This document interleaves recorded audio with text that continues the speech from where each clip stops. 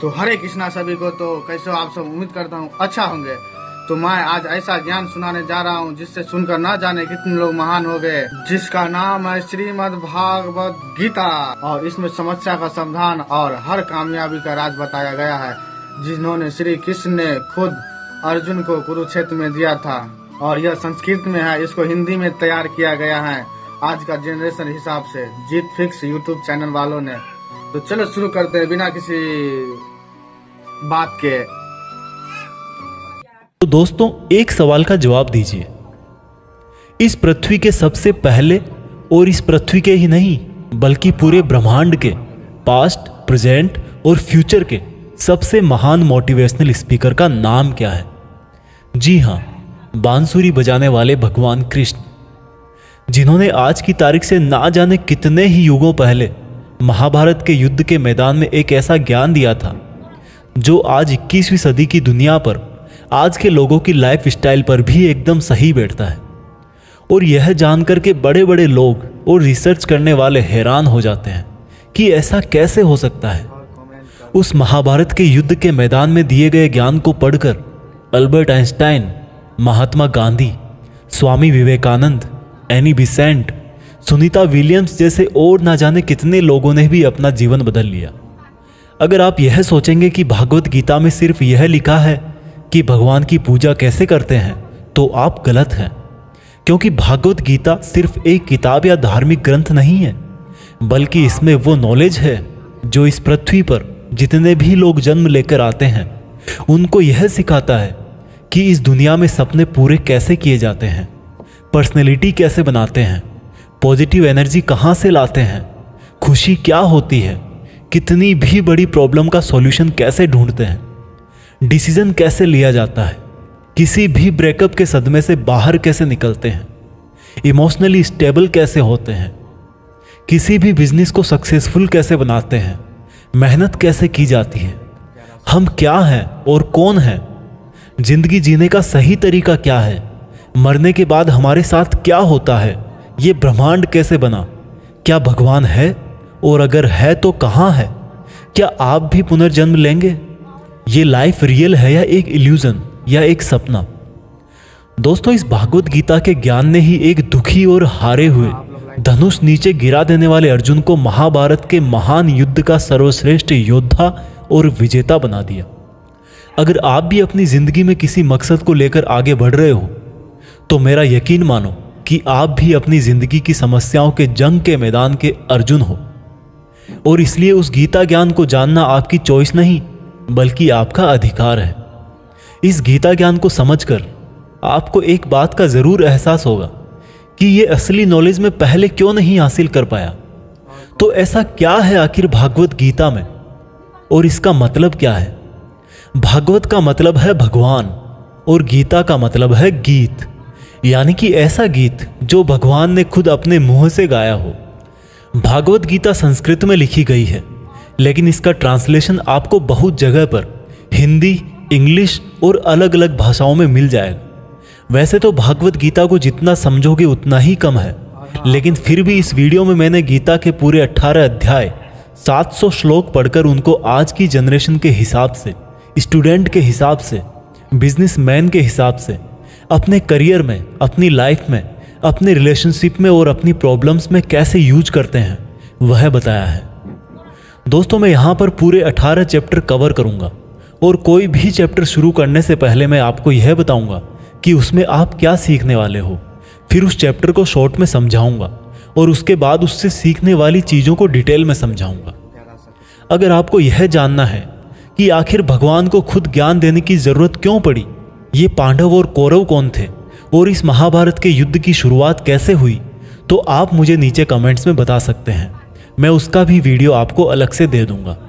तो चलो, अब मैं आपको सीधा ले चलता हूँ कुरुक्षेत्र के युद्ध के मैदान में, जहाँ पर पांडव और कौरव युद्ध करने के लिए आमने सामने खड़े हैं। और हाँ, आप लोग लाइक करना ना भूलें। भागवत गीता अध्याय 1, सेना का निरीक्षण।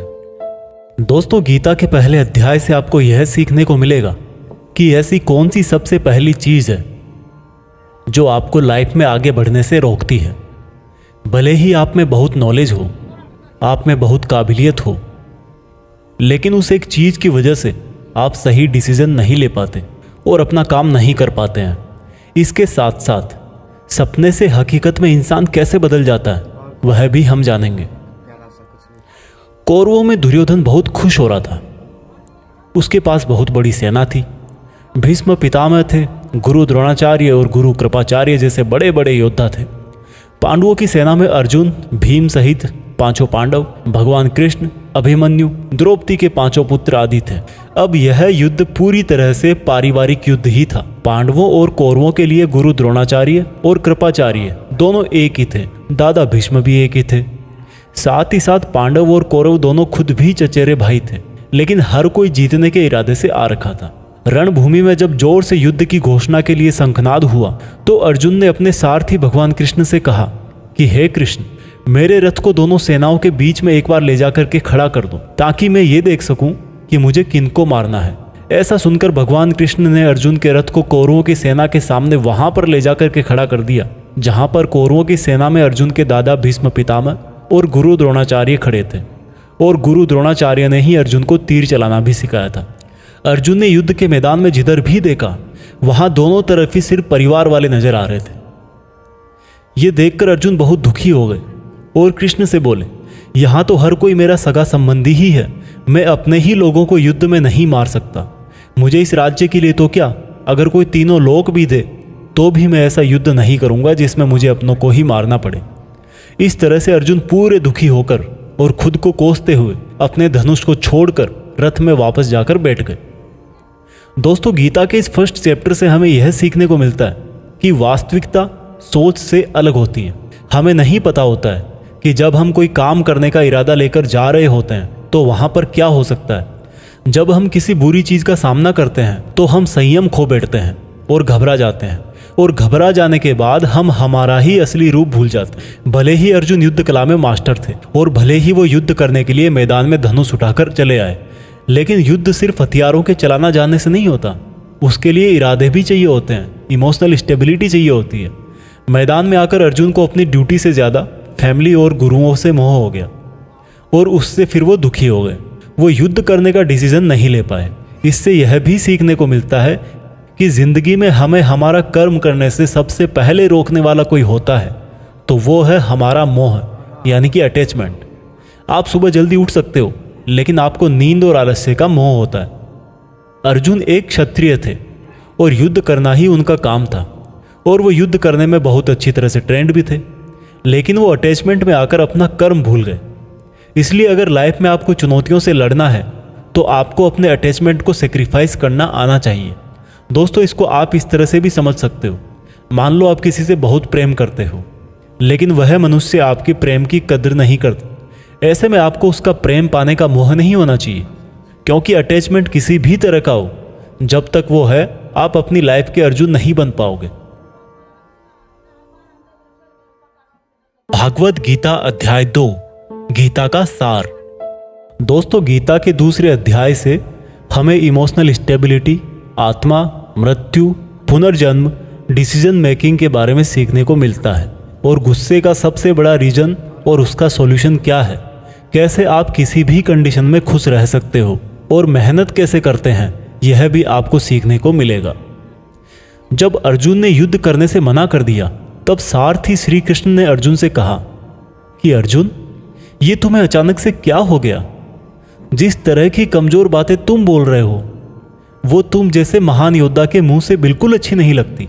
इसलिए अपने इस मन की कमजोरी को छोड़कर युद्ध के लिए वापस खड़े हो जा। अर्जुन बोले कि मैं किस तरह से अपने ही गुरुजी द्रोणाचार्य और दादाजी भीष्म पितामह को मारने के लिए अपना धनुष चला सकता हूँ, क्योंकि ये तो मेरे लिए हमेशा से ही भगवान की तरह रहे हैं। इस युद्ध को करने से अच्छा है कि मैं भिखारी बन जाऊं, क्योंकि अपनों को ही मारूंगा तो जीत में भी मेरी हार ही है। मैं सही और गलत को नहीं समझ पा रहा, इसलिए मेरा मार्गदर्शन करो कृष्ण। श्री कृष्ण मुस्कुराकर अर्जुन को देखने लगे। भले कोई इंसान उनसे कुछ मांगे और वो दे ही ना, ऐसा भी कभी हो सकता है क्या? यहीं से शुरू होता है भागवत गीता का वो ज्ञान जो आपको भी अर्जुन बनकर ध्यान से सुनना और समझना चाहिए। श्री कृष्ण बोले कि अर्जुन, ये तुझे अचानक से क्या हो गया? तुझ जैसे इंसान को किसी दूसरे की मृत्यु को लेकर नहीं डरना चाहिए। और वैसे भी तुझे क्या लग रहा है, ये लोग तेरे मारने से मर जाएंगे और तू ही इनको मारेगा? इन सब लोगों का और तुम्हारा भी पिछला जन्म भी था और अगला जन्म भी होगा। इसलिए जैसा तुम सोचकर दुखी हो रहे हो, वह ज्ञान तुम्हारा अधूरा है। और रही बात इनकी मृत्यु का तुझे पाप लगने की, तो ये समझ ले, इनको मारने वाला तू नहीं बल्कि मैं हूँ। तू तो इनकी मौत का सिर्फ एक कारण है, और ये लोग मरने के बाद भी मेरे ही पास आएंगे, क्योंकि ये लोग शरीर नहीं है बल्कि आत्मा है, और आत्मा को किसी भी तरह से नष्ट नहीं किया जा सकता। आत्मा तो अगले जन्म के लिए इस शरीर को उसी तरह से छोड़ देती है जिस प्रकार से तुम अपने पुराने कपड़े बदलकर नए पहनते हो। हे अर्जुन, जन्म देने वाला और मारने वाला मैं ही हूं। और ये बता, क्या तू किसी मरे हुए इंसान को जिंदा कर सकता है? अगर तू मरे हुए को जीवन नहीं दे सकता तो जीवित को भी नहीं मार सकता, क्योंकि जीवन देने वाला भी मैं हूं और मारने वाला भी मैं हूं, और इनकी मौत मैंने तेरे ही हाथों लिखी है। और अर्जुन, अगर तुझे ऐसा लगता है कि आत्मा भी मरती है, तो ये जान ले कि आत्मा जैसे जन्म लेकर मरती है, वैसे ही मरने के बाद प्रकृति का चक्कर पूरा करने के लिए उसको फिर से जन्म लेना पड़ेगा। इस प्रकार से भी आत्मा नष्ट नहीं हुई।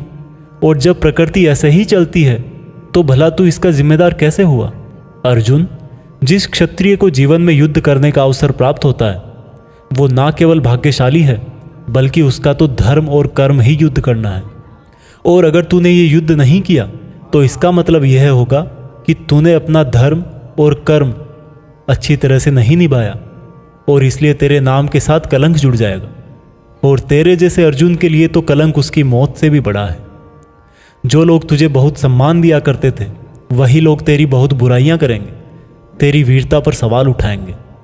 इसलिए अर्जुन, तू सुख दुख, हार जीत और फायदे नुकसान को छोड़कर अपने विचारों को स्थिर कर और युद्ध के लिए धनुष उठा, जिससे या तो तू युद्ध में मारा जाकर मेरी ही शरण में आएगा, या फिर विजेता बनकर धरती पर ही सुख भोगेगा।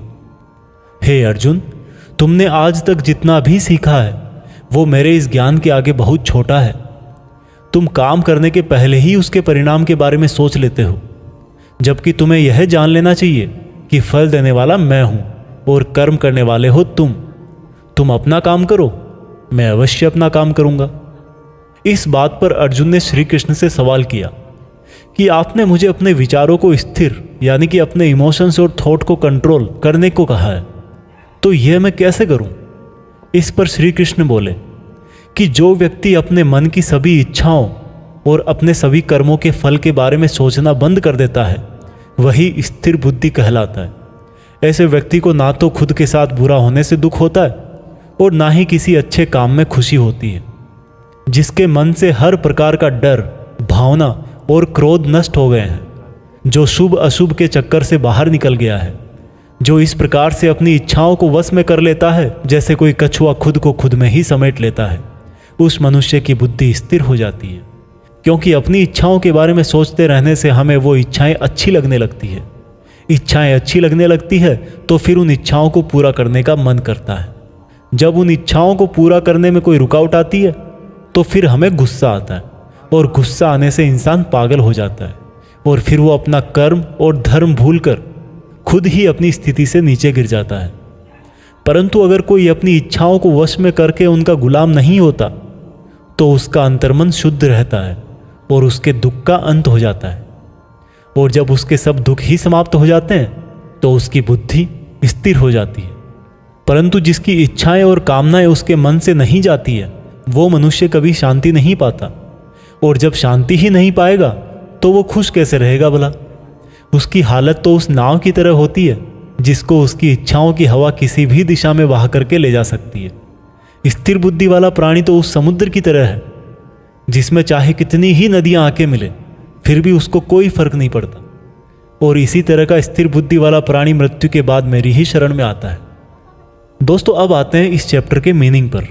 आप में से बहुत सारे लोग होंगे जो अपने प्रियजनों को खो देते हैं, और आज तक आप लोगों में से जिसने भी अपने प्रियजन को मृत्यु के द्वारा इस संसार से नहीं खोया है, उसको भी यह जान लेना चाहिए कि उनकी जिंदगी में भी उनके किसी सबसे प्रिय, यहाँ तक कि खुद की भी मौत एक दिन जरूर होगी। लेकिन इससे उदास होने की कोई बात नहीं है, क्योंकि खुद भगवान ने ही कहा है कि हम अपने जन्म से पहले भी इस दुनिया में नहीं थे और मौत के बाद भी नहीं रहेंगे, लेकिन उस समय हम किसी न किसी रूप में इस ब्रह्मांड में ज़रूर रहेंगे। और इसलिए हमें मौत से नहीं डरना चाहिए, क्योंकि या तो हमारा पुनर्जन्म होगा या फिर हम परमात्मा में हमेशा के लिए मिल जाएंगे। और जब सब लोग आखिर में एक ही जगह मिल जाएंगे तो फिर क्या भावुक होना। और यही प्रकृति का नियम भी है। और हम कोई शरीर नहीं है जो हमें डरने की ज़रूरत है। हम आत्मा है और उसी का अंश है जिसको हम भगवान कहते हैं। और अगर हमें बनाने वाला भगवान है तो फिर हमें उससे ही मिलने का प्रयत्न करना चाहिए। ये दुनिया तो मात्र उस ईश्वर का एक मायाजाल है।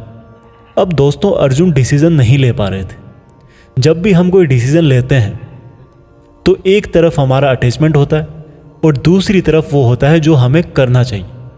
और इसी मोह के चक्कर में हम वो नहीं कर पाते जो हमारा रियल काम होता है और जो हमें लाइफ में सफलता के रास्ते पर आगे ले जाता है। उदाहरण के लिए, अगर आपको घर से दूर पढ़ाई करने के लिए या सपने पूरे करने के लिए घर से दूर जाना पड़ रहा है तो आपको अपने परिवार का मोह छोड़ना पड़ेगा। इसी तरह से आपको हर डिसीजन में यह देखना है कि आपकी लाइफ में मोह कौन कौन से हैं और आपके कर्तव्य के लिए ज़रूरी क्या है। इसके बाद बात करते हैं कि हमारी प्रॉब्लम्स का सबसे बड़ा कारण क्या है और उनका सबसे बड़ा सॉल्यूशन भी क्या है। दोस्तों, हमारे दुखों का सबसे बड़ा कारण है हमारा अपनी इच्छाओं के बारे में सोचना। जब हम अपनी इच्छाओं के बारे में सोचते हैं तो समय बीतने के बाद हम उनको पूरा करने की भी कोशिश करते हैं, और जब वो कोशिशें नाकाम हो जाती है तो हमारे अंदर गुस्सा पैदा हो जाता है। और गुस्सा ऐसी चीज़ है जिसको अगर किसी ने शरीर छोड़ने के पहले नहीं छोड़ा तो कभी आप अपने जीते जी खुश नहीं रह पाओगे। आप हमेशा अपने आप को समस्याओं से घिरा हुआ ही पाओगे, क्योंकि ये दुनिया तो सिर्फ आपका ही रिफ्लेक्शन है। अब आप यह भी बोलोगे कि अगर ज़िंदगी में कोई इच्छा ही नहीं रखेंगे तो सक्सेस कैसे हासिल होगी, नाम कैसे कमाएंगे।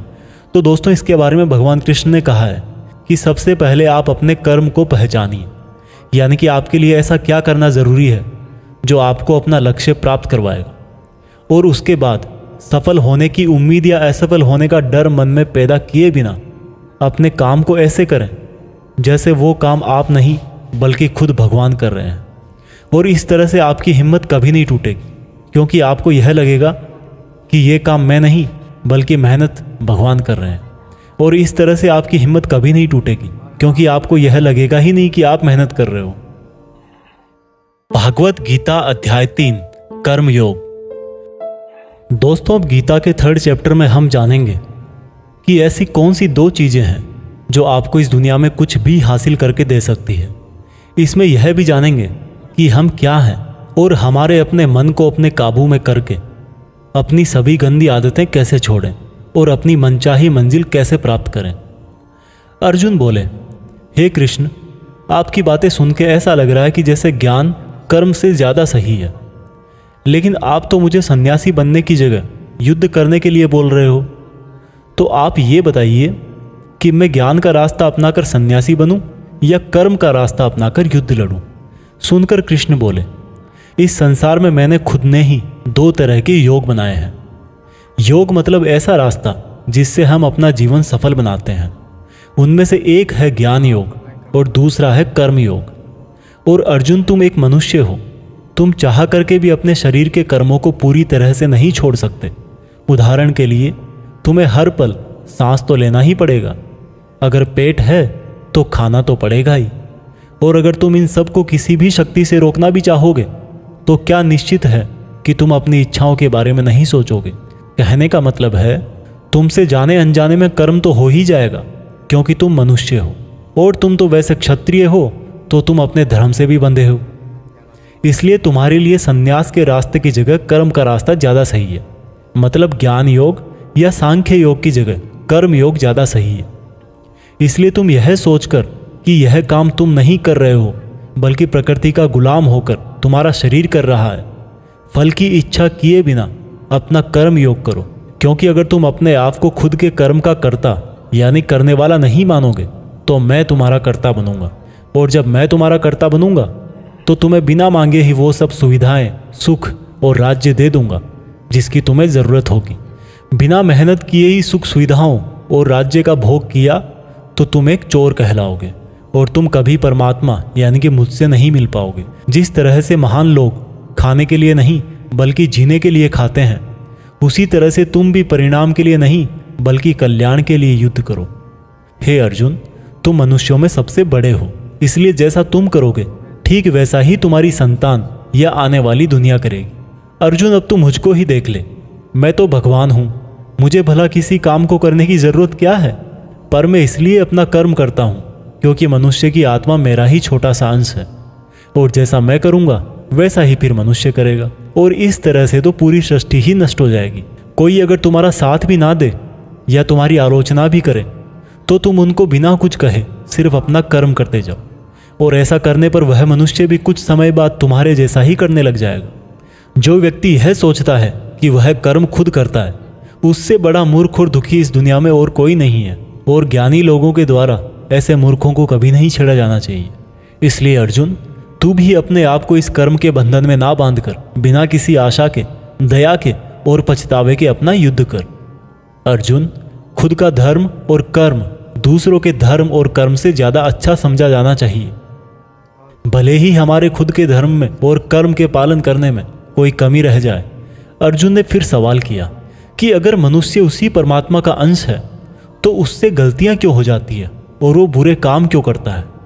भगवान श्री कृष्ण बोले कि मनुष्य शरीर भोग विलास करना चाहता है क्योंकि उसकी प्रकृति वैसी ही है, इसलिए अगर उसकी इच्छा पूरी नहीं होती तो उसको क्रोध आता है।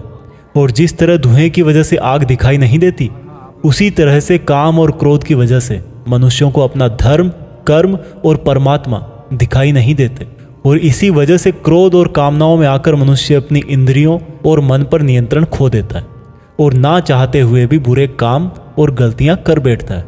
अर्जुन, तू हमेशा याद रखना, इस शरीर से ज़्यादा शक्तिशाली है इसकी इंद्रियां, इंद्रियों से ज़्यादा शक्तिशाली है मन, मन से शक्तिशाली है बुद्धि, और बुद्धि से ज़्यादा शक्तिशाली हो तुम, यानी कि तुम आत्मा।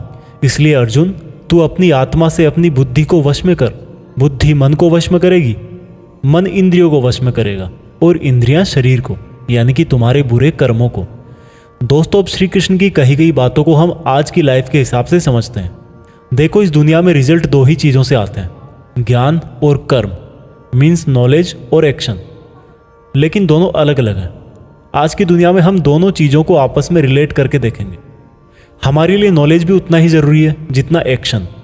नॉलेज का मतलब यह नहीं है कि आप सिर्फ एग्ज़ाम पास करने के लिए सिलेबस को रटते हो, बल्कि नॉलेज का मतलब यह है कि आप सबसे पहले ये जानो कि आपके गोल्स क्या हैं, आपकी कैपेबिलिटीज़ और आपके इश्यूज़ क्या क्या हैं, और इन सब को मिलाकर गोल्स तक पहुंचने की आपकी प्लानिंग क्या है। ये है आपका नॉलेज, यानी कि ज्ञान योग। इसके अलावा आपको एक और चीज़ जाननी चाहिए कि मेरे भाई, आप शरीर नहीं हो, आप एक आत्मा हो। आपकी आत्मा यानी आप खुद अपने इमोशंस, अपनी थॉट्स और अपनी एक्टिविटीज़ से बहुत ऊपर हो। और अगर आप ऐसा सोचोगे तो मैं दावे के साथ कह सकता हूँ, आप 99% नहीं बल्कि 100% अपनी प्रॉब्लम से ऊपर उठ जाओगे। इसके बाद इस चैप्टर में दूसरा रास्ता बताया गया है कर्म योग, यानी कि आपके शरीर के एक्शंस के लिए भगवान ने ये बोला है कि हमें कभी यह नहीं सोचना चाहिए कि काम हम कर रहे हैं, और जब हम ये सोचेंगे कि काम नहीं कर रहे तब इसके दो फायदे होंगे। एक तो ये कि आप अपनी मेहनत के रिजल्ट को लेकर टेंशन में नहीं रहो, और दूसरा ये कि आप इमोशनली स्टेबल होकर अपनी बेस्ट मेहनत कर पाओगे। इसके साथ साथ आपको कभी भी अपने बुरे या अच्छे रिजल्ट को खुद पर लेकर दुख नहीं करना चाहिए, क्योंकि श्री कृष्ण की बातों के अनुसार मनुष्य को सिर्फ कर्म करने का अधिकार दिया हुआ है। इसके अलावा आप अपनी किसी भी बुरी आदत से कैसे छुटकारा पाएं, इसको बहुत ही आसान शब्दों में बताया गया है कि आप अपने आप को उस परमात्मा का ही छोटा सा रूप यानी कि आत्मा समझो, और आत्मा के ध्यान से अपने ब्रेन को और ब्रेन से अपने मन को काबू में करोगे, और इसके बाद में आपका मन अपने आप आपके सभी फिजिकल सेंसेस यानी कि इंद्रियों को काबू में कर लेगा। और जब आपकी इंद्रियां आपके काबू में हो जाएगी तब बुरी आदत छोड़ना तो क्या कुछ भी मुश्किल नहीं है। भागवत गीता अध्याय 4 दिव्य ज्ञान। गीता के चौथे अध्याय से हम जानेंगे कि भगवान कब और किस रूप में धरती पर आते हैं, भगवान को कैसे प्राप्त किया जाता है, गुरु से ज्ञान कैसे लिया जाता है, ज्ञान लेना क्यों जरूरी है। श्री कृष्ण बोले कि अर्जुन, जो महान गीता ज्ञान मैं तुझे बता रहा हूं वो मैंने बहुत पहले ही इसी पृथ्वी पर बताया था, लेकिन समय के साथ वो लुप्त हो गया। इस पर अर्जुन बोले कि हे कृष्ण, आप तो अभी वर्तमान काल में हो, तो आप बहुत पहले के समय में ऐसा कैसे कर सकते हो? श्री कृष्ण बोले कि अर्जुन, तुझे नहीं पता कि तेरे और मेरे कितने जन्म हो चुके हैं। जब जब इस संसार में धर्म का नाश होता है तब तब मैं अधर्म का नाश करने इस धरती पर मानव रूप में आता हूँ और कर्म करके अपना शरीर यहीं छोड़कर वापस चला जाता हूँ। जिस तरह से कोई शिष्य मुझे बहुत प्रेम करता है, उसी प्रकार से मैं भी अपने शिष्यों से बहुत प्रेम करता हूँ। मैंने भले ही इस संसार को बनाया है, लेकिन मैं फिर भी यह नहीं सोचता कि यह मैंने बनाया है। इसलिए मनुष्य को भी कर्म करते समय यह नहीं सोचना चाहिए कि मैं कर रहा हूँ। जो मनुष्य किसी भी कर्म के फल और सुख दुख से परे होकर कर्म करता है वही सबसे अच्छा है। जिसको अपने शरीर पर कोई घमंड नहीं होता, उसको वश में रखता है, वही मनुष्यों में सबसे ऊंचा है। और अर्जुन, जो मनुष्य इस धरती में खुश नहीं रह पाता वो परलोक में भी खुश नहीं होता। इसलिए किसी भी मनुष्य को अपने गुरु को पहचान कर, अपनी इंद्रियों को जीत कर, अपना लालच छोड़कर उनकी सेवा करके उनसे वह ज्ञान सीखना चाहिए जिससे बड़े बड़े पापी भी मेरी शरण में आ जाते हैं। जिस तरह से आग सूखी लकड़ियों को जला देती है, उसी तरह से गुरु से सीखा हुआ ज्ञान भी हर अज्ञान को मिटा देता है। हमेशा कर्म करने वाला और हमेशा मुझ में श्रद्धा रखने वाला ही मुझको प्राप्त कर पाता है। इसलिए जिसने भी कर्म योग से सभी कर्मों को और खुद को अकर्ता मानते हुए परमात्मा को अर्पण कर दिए हैं, ऐसे मनुष्य को उसके कर्म कभी नहीं बांधते। इसलिए अर्जुन, तू भी मेरे इस दिए हुए ज्ञान से यह समझ कि कर्म तू नहीं बल्कि मैं कर रहा हूं। दोस्तों, इस चौथे चैप्टर में यह साफ कहा गया है कि जब भी धरती पर मानवता का नाश होता है और नेगेटिव एनर्जी लोगों में ज़्यादा होती है, तब तब भगवान किसी भी रूप में आकर धर्म को फिर से स्थापित करते हैं। इसमें यह भी बताया गया है कि अगर किसी से आपको कुछ सीखना है तो सबसे पहले आपके मन में उसके प्रति रेस्पेक्ट होनी चाहिए, कोई लालच नहीं होना चाहिए और बुरी भावना भी नहीं होनी चाहिए। और ये नॉलेज लेना और सीखना हमारे लिए ज़रूरी क्यों है? क्योंकि हम चाहे किसी भी फील्ड में हो, ऑब्वियस सी बात है कि हमें उस फील्ड के गुरुओं से ज्ञान तो लेना ही पड़ेगा। और ज्ञान ऐसा तरीका है जो इस लाइफ में आपके टारगेट से और उस लाइफ में आपके परमात्मा से मिला सकता है। और हाँ, आप लोग लाइक भागवत गीता अध्याय 5 कर्म संन्यास योग। भागवत गीता के 5वें चैप्टर में हम जानेंगे कि अपने गोल्स को कैसे प्राप्त किया जाता है और किस तरह से हमारा शरीर हमको आलस में बांधने की कोशिश करता है। अर्जुन बोले, हे श्री कृष्ण, मैं अभी भी यह नहीं समझ पा रहा हूं कि मेरे लिए कर्म ज्यादा अच्छा है या कर्मों से संन्यास। श्री कृष्ण बोले, देखो अर्जुन, भले ही संन्यास और कर्म दो अलग अलग रास्ते हों, लेकिन दोनों की मंजिल एक ही है और वो है भगवान। जो व्यक्ति अपने मन को भटकने नहीं देता, जो कर्म करके भी यह समझता है कि कर्म उसने नहीं बल्कि परमात्मा ने किया है, और जो सभी जीव जंतुओं को उसी परमात्मा का हिस्सा मानता है, वह मनुष्य मरने के बाद परमात्मा में ही मिल जाता है। महान पुरुष अपना हर काम खुद के विचारों को साफ करने और दूसरों का कल्याण करने के लिए ही करते हैं। परमात्मा कभी भी मनुष्यों को बुरा काम करने के लिए नहीं उकसाता, बल्कि लोग खुद ही अपने क्रोध और मोह में आकर बुरे कर्मों के साथ साथ उनके फलों का भी निर्माण करते हैं। मैं तो बस उनका फल उन्हीं को वापस देता हूं। इस शरीर को चाहे कितना ही सुख दे दो, उसकी इच्छाएं तब भी पूरी नहीं होती। इसलिए अर्जुन, तेरे जैसे बुद्धिमान व्यक्ति को शरीर की इच्छाओं में मन नहीं लगाना चाहिए। इस संसार का असली योगी तो वो है जिसने अपने शरीर का नाश होने से पहले अपने क्रोध का नाश कर लिया हो, जो संपूर्ण प्राणियों का हित करता है, जिसका मन किसी भी कर्म में नहीं बंधता और जो अपने भटकते हुए मन को एक जगह केंद्रित करके परमात्मा को याद करता है, वही व्यक्ति सुखी भी है और परमेश्वर सहित सबका प्यारा भी। हे अर्जुन, ये इंद्रियां, मन, बुद्धि, इच्छा, आशा, डर और क्रोध ही तेरे दुश्मन हैं, इनका त्याग कर। दोस्तों, हमारी बॉडी यानी कि शरीर हमेशा रिलैक्स रहना चाहता है, क्योंकि बाय नेचर शरीर एक निर्जीव चीज ही है अगर उसमें आत्मा ना हो तो। लेकिन हम यह सोच लेते हैं कि मैं तो शरीर हूं, ये मेरी आंखें हैं, ये मेरे हाथ हैं और अब मेरा शरीर मुझे सोने के लिए बोल रहा है, तो इसका मतलब यह है कि आपका शरीर आपकी बुद्धि पर भारी पड़ चुका है। इसलिए आपको यह समझना होगा कि आप आत्मा हो और इस शरीर को आप अपनी बुद्धि से जिस तरह चलाना चाहोगे वह वैसा ही चलेगा। दोस्तों, जो रास्ते भागवत गीता में बताए जा रहे हैं वह मनुष्य को परमात्मा से मिला देते हैं। और अगर आप इन सब बातों को अपनी लाइफ में उतारोगे तो आप अपने सपनों को तो आसानी से हासिल कर ही लोगे। जैसे कि कहा गया है कि भगवान की प्राप्ति के लिए मन को वश में करना बहुत ज़रूरी है, ठीक उसी प्रकार से आपको अपनी लाइफ में भी मंजिल हासिल करने के लिए मन को वश में करना बहुत ज़रूरी है। भागवत गीता अध्याय 6 ध्यान योग। भागवत गीता के 6ठे अध्याय में हम जानेंगे कि एक योगी क्या होता है और योगी कैसे बनते हैं। यानी कि आज की लाइफ में बोले तो वह इंसान जो अपनी लाइफ में कुछ बड़ा करना चाहता है। इसके साथ साथ हम यह भी जानेंगे कि क्या होगा अगर आपने इस जीवन में बहुत मेहनत करी लेकिन फिर भी आपकी डेथ होने से पहले आपका सपना पूरा नहीं हुआ। श्री कृष्ण बोले, केवल अपने सांसारिक कर्मों को त्यागने वाला ही योगी नहीं होता, बल्कि जो व्यक्ति करने योग्य सब काम को करता हुआ उनके फल का लालच नहीं करता वही असली योगी कहलाता है। जो व्यक्ति अपने मन को जीत लेता है तो उसके लिए इस संसार में और कुछ भी जीतना जरूरी नहीं होता, और जिसका मन इधर उधर भटकता रहता है उसके लिए इस संसार में कुछ भी पाना आसान नहीं होता, क्योंकि हमारा गुलाम मन हमारा मित्र होता है और अगर हम उसके गुलाम बन जाते हैं तो वो हमारा सबसे बड़ा शत्रु बन जाता है। जो व्यक्ति अपने मन के और संसार के किसी भी विचार, वासना या वस्तु से मोहित नहीं होता और जो मित्र, दुश्मन, महात्मा, पापी, जीव जंतु आदि के प्रति समान दया भाव रखता है वही योगी की असली निशानी होती है अर्जुन।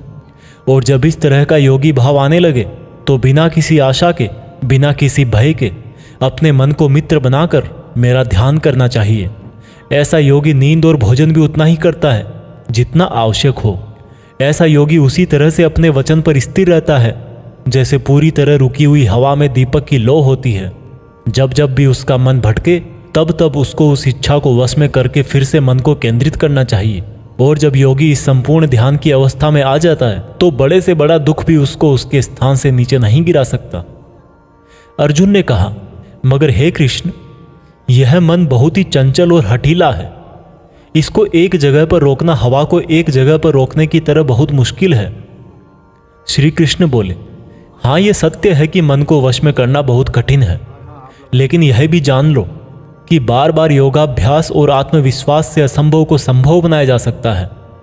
अर्जुन ने फिर पूछा कि हे कृष्ण, अगर कोई योगी इस तरह से ध्यान केंद्रित करके योग करे लेकिन अगर अंतिम समय में किसी कारणवश उसका मन भागने लगे तो क्या उसकी पूरी मेहनत शून्य हो जाएगी?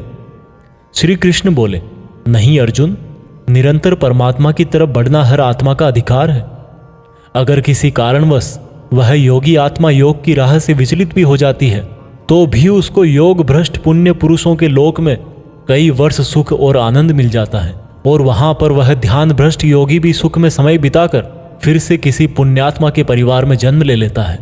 और इस तरह से उस आत्मा की यात्रा वहीं से शुरू हो जाती है जहां पर उसने पिछले जन्म में समाप्त करी थी, और इस प्रकार से उसे एक नया रूप, नया जीवन परमात्मा से मिलन के प्रयत्न के लिए फिर से मिल जाता है। अर्थात उसका पिछले जीवन में किया गया योग बेकार नहीं जाता, लेकिन लगातार प्रयत्न करने वाला योगी इसी जन्म में अपने जीवन चक्र से मुक्त होकर परमात्मा में विलीन हो जाता है। एक योगी तपस्वियों और विद्वानों से भी श्रेष्ठ है। इसलिए अर्जुन, तू भी योगी बन, क्योंकि जो योगियों में भी परम होता है वह मेरा भी परम प्रिय होता है। दोस्तों, हर वो इंसान जिसकी आंखों में कुछ बड़ा करने का सपना है उसको अर्जुन की तरह ही एक योगी बनना चाहिए। योगी वो इंसान है जो पूरी तरह से इमोशनली बैलेंस्ड है, न्यूट्रल है, जो दूसरों की बातें माइंड नहीं करता और हमेशा अपने टारगेट को पूरा करने के लिए मेहनत करता है। लेकिन दोस्तों, जिंदगी का किसको पता, भगवान ना करे कि ऐसा हो कि कोई इंसान उसके सपने पूरे होने से पहले ही मर जाए तो उसकी तो मेहनत किसी काम की ना रही और सपने सपने ही रह गए। पर एक बहुत ही सीक्रेट बात भगवान कृष्ण ने इस अध्याय में यह बताई है कि अगर आप मेहनत कर रहे हो और आपने बहुत एक्सपीरियंस गेन कर लिया है, बहुत नॉलेज हासिल कर लिया है, लेकिन फिर भी आपको मंजिल नहीं मिली और किसी रीजन की वजह से, परमात्मा ना करे ऐसा हो, पर आपकी डेथ हो जाए या सपने के लिए मेहनत करते करते बूढ़े होकर मर जाओ, तो इस केस में चाहे आपको जीते जी फल मिले या ना मिले, मरने के बाद में आपको स्वर्ग में अपने कर्मों के अनुसार पूरा सुख मिलेगा। और जब आपके अच्छे कर्मों का बैलेंस खत्म हो जाएगा तो आप फिर से धरती पर जन्म लेकर आओगे और बाय नेचर आप ऐसे माहौल या घर में जन्म लोगे जिसमें आपको पिछले जन्म के ज्ञान वाला लेवल नेचुरली ही मिल जाएगा और आपको उसके आगे की मेहनत करने के लिए फिर से एक पूरी नई जिंदगी मिल जाएगी। ऐसा मैं नहीं, स्वयं कृष्ण ने योगी के बारे में बताते हुए इस गीता के 6 चैप्टर के श्लोक नंबर 37 से लेकर श्लोक नंबर 45 तक यही बात कही है और ये भी कहा है कि ये उनके लिए एप्लीकेबल है जो सच में बहुत बहुत मेहनत करते हैं।